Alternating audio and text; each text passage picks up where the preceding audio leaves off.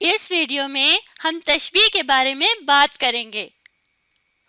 تو سب سے پہلے تو جانتے ہیں کہ تشبیہ کس زبان کا لفظ ہے۔ تشبیہ عربی زبان کا لفظ ہے اور تشبیہ کا لفظ شبہ سے نکلا ہے، جس کے معنی مشابہت، یعنی ایک چیز کو دوسری چیز کی مانند جیسا قرار دینا۔ مانند کا مطلب جیسا ہوتا ہے۔ تو ہم نے پڑھا ہے کہ تشبیہ کا جو لفظ ہے وہ عربی زبان کا لفظ ہے اور یہ شبہ سے نکلا ہے۔ شبہ کا مطلب ہوتا ہے مشابہت، یعنی ایک چیز کو دوسری چیز کی مانند یا دوسری چیز کے جیسا قرار دینا، دوسری چیز کی طرح کہنا، اس کو ہم تشبیہ کہتے ہیں۔ جیسے میں کہتی ہوں چاند کی مانند روشن، جیسے چاند روشن ہوتا ہے اسی کی طرح روشن۔ تو کسی دوسری چیز کو میں کہہ رہی ہوں کہ وہ چاند کی طرح یا چاند کے جیسا روشن ہے، تو اسے تشبیہ کہتے ہیں، کیونکہ یہاں پہ لفظ آ گیا ہے مانند کا۔ مانند، جب ہم ایک چیز کو دوسری چیز جیسا مانند کہتے ہیں تو اسے ہم کیا کہیں گے؟ تشبیہ کہیں گے۔ بالکل صحیح۔ تو اب ہم جانتے ہیں کہ ایک چیز کو دوسری چیز کے جیسا کہنا کیوں ہوتا ہے، وہ ہم کیوں کہتے ہیں، کس وجہ سے کہتے ہیں۔ جب کسی ایک چیز کو کسی خاص صفت کے اعتبار سے یا مشترک خصوصیت کی بنا پر دوسری چیز کی مانند قرار دیا جائے تو اسے تشبیہ کہتے ہیں۔ تو اس میں ہمیں کیا پتہ چلا کہ جب ہم ایک چیز کو دوسری چیز کی مانند کہتے ہیں تو اس میں کوئی خاص صفت موجود ہوتی ہے، دونوں چیزوں میں ایک کوئی خصوصیت مشترک یعنی ایک جیسی ہونا، کوئی خاص صفت کے اعتبار سے ہوتا ہے یا کوئی خاص خصوصیت ہوتی ہے جو دونوں چیزوں میں ایک جیسی ہوتی ہے۔ اس وجہ سے ہم ایک چیز کو دوسری چیز کے جیسا یا مانند کہتے ہیں، تو اسے ہم تشبیہ کہتے ہیں۔ جیسے ہم ایک مثال دیکھ لیتے ہیں، علی شیر کی طرح بہادر ہے۔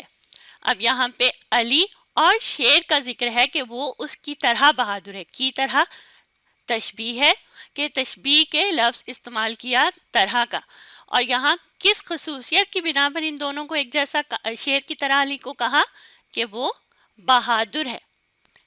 علی بہادر ہے، شیر بھی بہادر ہوتا ہے، اس لیے کہہ دیا کہ علی شیر کی طرح بہادر ہے۔ تو یہاں پہ علی کی خصوصیت اور شیر کی خصوصیت ایک جیسی ہے، یعنی مشترک خصوصیت ہے۔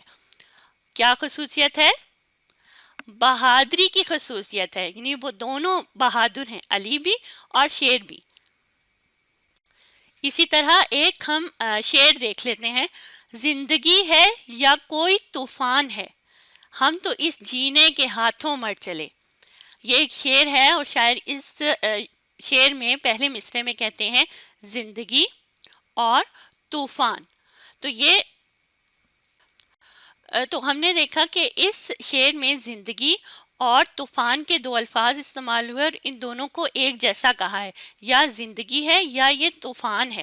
طوفان بھی بہت زیادہ جب اس میں ہم نقصان اٹھاتے ہیں تو زندگی میں بھی ہم بہت سے تجربات کرتے ہیں، وہ اچھے تجربے بھی ہوتے ہیں، وہ برے تجربے بھی ہوتے ہیں۔ تو طوفان میں بھی کسی کو فائدہ ہو رہا ہوتا ہے تو کسی کو نقصان ہو رہا ہوتا ہے جب بارش ہوتی ہے یا طوفان آتا ہے۔ تو اس میں بھی شاعر کہہ رہے ہیں کہ زندگی اور طوفان کی ایک طرح کی خصوصیت وہ بیان کر رہے ہیں، تو اسے ہم تشبیہ کی ایک مثال قرار دے سکتے ہیں۔ اب ہم ایک اور مثال دیکھتے ہیں، یہ بسکٹ تو اتنا سخت ہے جیسے پتھر۔ تو اس میں بسکٹ کو اور پتھر کو سخت کہا گیا، بسکٹ کو اتنا سخت کہا گیا جیسے پتھر ہے۔ تو بسکٹ اور پتھر کی ایک جیسی خصوصیت یعنی مشترک خصوصیت کیا بیان ہوئی؟ سخت۔ سخت ان دونوں کی ایک خصوصیت ہے جس کی بنا پر بسکٹ کو پتھر کے جیسے قرار دیا، اور جیسا یہاں پہ تشبیہ ہے، جیسے کا لفظ استعمال ہوا جس سے ہمیں پتہ چلا کہ اس میں ایک تشبیہ کا استعمال کیا گیا ہے۔ تشبیہ ہمیں بتائی گئی ہے، بسکٹ اور پتھر کو سخت کہا گیا ہے، دونوں کی ایک جیسی خصوصیت یہاں پہ بیان کی گئی۔ تو ہم نے تشبیہ کے بارے میں دو باتیں جانی. ایک تو سب سے پہلے ہم نے یہ بات جانی کہ تشبیہ جو ہے وہ ایک چیز کو دوسری چیز کے جیسا قرار دینا ہوتا ہے. اور وہ کیوں قرار دیا جاتا ہے؟ کیونکہ ان دونوں چیزوں میں مشترک خصوصیت ہوتی ہے، ایک خاص صفت ہوتی ہے، دونوں چیزوں میں ایک صفت ہوتی ہے جس کی بنا پر ان دونوں کو ایک جیسا قرار دیا، ایک چیز سے دوسری چیز کی طرح اس کو قرار دیا جاتا ہے. تو تشبیہ کے لیے عام طور پر یہ الفاظ استعمال کیے جاتے ہیں جو میں نے نیچے لکھے. کی طرح، جملے میں کی طرح جب آ جاتا ہے تو ہم کہتے ہیں کہ یہ تشبیہ کا جملہ ہے. جیسا، اسی طرح مانند کا لفظ اگر کسی جملے میں یا کسی شعر میں آ جاتا ہے تو ہم اسے بھی کہتے ہیں کہ یہ تشبیہ کا جملہ ہے یا تشبیہ کا شعر ہے. جیسی کا لفظ، سا، سی، مشابہ، تو یہ ایسے الفاظ ہیں جو تشبیہ کے کو بیان کرتے ہیں، یا ہم یہ کہہ سکتے ہیں کہ جب یہ الفاظ کسی جملے میں یا کسی شعر میں آ جائیں تو وہ تشبیہ کا جملہ ہے یا پھر شعر ہے. اب آپ دیکھیے میں نے یہاں پہ ایک جملہ لکھا ہے. کل میری ایک بزرگ سے ملاقات ہوئی، ان کے بال برف کی طرح سفید تھے. اب آپ نے یہ دو جملے ہیں اور ان میں سے مجھے بتانا ہے کہ تشبیہ کا کون سا لفظ یہاں استعمال ہوا.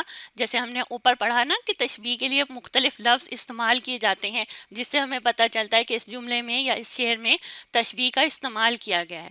تو اب آپ سوچئے اور مجھے بتائیے کہ یہاں اس جملے میں، اس پورے یہ جو دو جملوں کا ایک مرکب جملہ بن گیا، تو اس میں کون سا ایسا لفظ ہے جو تشبیہ کے چیز کو بیان کرتا ہے؟ کی طرح، بالکل صحیح. یہاں پہ کی طرح کے الفاظ ایسے ہیں جن سے ہمیں پتہ چل رہا ہے کہ یہاں اس بات میں یا اس جملے میں ہم تشبیہ کو بیان کر رہے ہیں. اور کیوں کی طرح، کس چیز کو کس چیز جیسا کہا گیا ہے؟ بالوں کو برف کی طرح کہا گیا ہے، سفید، کیونکہ برف بھی سفید ہوتی ہے. اور وہ جو بزرگ جن سے کل میری ملاقات ہوئی تو ان کے بال بھی بالکل سفید تھے، اس لیے کہہ دیا کہ ان کے بال برف کی طرح سفید تھے. اور کی طرح جو ہے وہ تشبیہ ہے یہاں پر. تو اس جملے میں ہم نے تشبیہ دیکھ لی کہ کس وجہ سے، کس خصوصیت کی وجہ سے یہاں پہ تشبیہ کا استعمال کیا گیا ہے. اب میں نے یہاں ایک اور جملہ لکھ دیا ہے. دکاندار نے کہا، دیکھیے جناب، یہ کمبل ریشم کی طرح ملائم ہے. اب اس جملے میں بھی آپ سوچیں کہ ریشم کی طرح کیا ہے؟ کمبل ہے. کمبل ریشم کی طرح ملائم ہے. اور کی طرح کیا ہے؟ جس سے ہمیں پتہ چل رہا ہے کہ یہ تشبیہ ہے. تو یہاں پہ کمبل اور ریشم کی خصوصیت ایک جیسی ہے کہ وہ دونوں چیزیں جو ہیں وہ ملائم ہوتی ہیں، نرم ہوتی ہیں. اور کی طرح یہاں پہ جس سے ہمیں پتہ چلا کہ یہ تشبیہ ہے. تو اس لیے ہم یہ کہہ سکتے ہیں کہ یہ جو جملہ ہے اس میں تشبیہ کا استعمال کیا گیا، کیونکہ یہاں پہ کمبل اور ریشم کی خصوصیت ایک جیسی بیان کی گئی ہے، ملائم. اب آپ تیسرا جملہ دیکھیے. علی کے ابا 1 سال بعد گھر آ رہے تھے، اسے محسوس ہو رہا تھا جیسے آج عید ہو.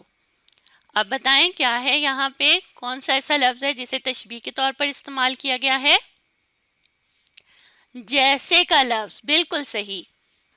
تو اس جملے میں جیسے کا لفظ استعمال ہوا جس سے ہمیں پتہ چلا کہ یہاں پر ایک تشبیہ کا استعمال کیا گیا ہے. اور وہ دن اسے عید جیسا لگ رہا تھا. عید تھی نہیں اس دن، لیکن اسے ایسا لگ رہا تھا کہ عید ہے، کیونکہ یہاں پہ ایک خوشی کی بات ہو رہی ہے.